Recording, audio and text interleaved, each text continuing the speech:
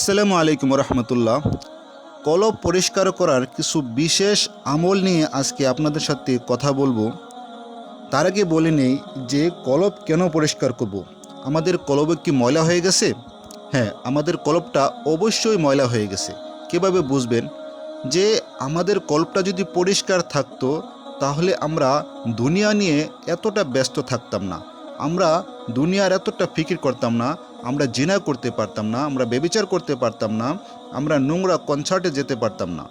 এতেই বোঝা যায় যে আমরা যে আমলগুলো করতেছি, আমরা যে কাজগুলো করতেছি দৈনন্দিন, এতে বোঝা যায় যে আমাদের কলবটা নোংরা হয়ে গেছে, আমাদের কলবটা ময়লা হয়ে গেছে। এখন এই কলবটাকে আমাদের পরিষ্কার করতে হবে। আর এই কলবটাকে যদি আমরা পরিষ্কার ঝকঝকা করতে চাই তাহলে আমরা এই 5টি বিশেষ আমল যদি করতে পারি, ইনশাআল্লাহ আল্লাহ যদি চান অবশ্যই আমাদের কলবটা ঝকঝকা পরিষ্কার হয়ে যাবে।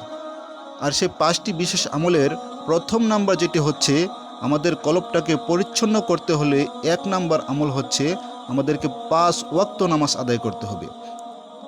কেননা হাদিস শরীফে এসেছে, যে ব্যক্তি ইচ্ছাকৃতভাবে নামাজ ছেড়ে দিল সে কুপুরি করল। কাজেই আমাদের প্রথম কাজটি হবে 5 ওয়াক্ত সালাত যথাযথ আদায় করা, জামায়াতের সাথে আদায় করা।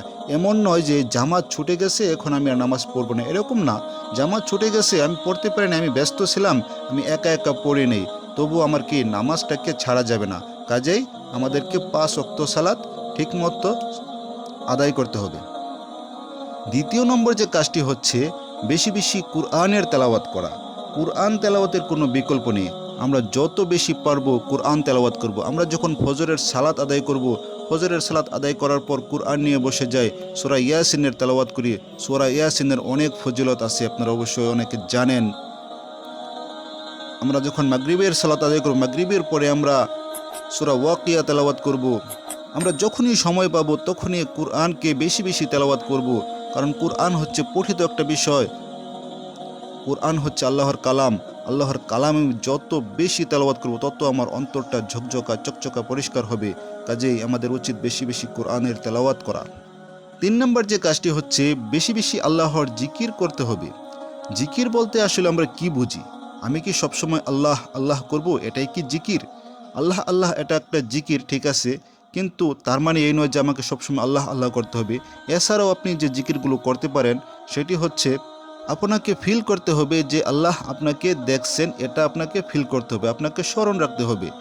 আপনি আল্লাহকে দেখেন বা না দেখেন, আপনি যখন আল্লাহর ইবাদত করছেন, আপনি যদিও আল্লাহকে দেখছেন না, কিন্তু এটা স্মরণ রাখতে হবে যে আল্লাহ আপনাকে অবশ্যই দেখছেন।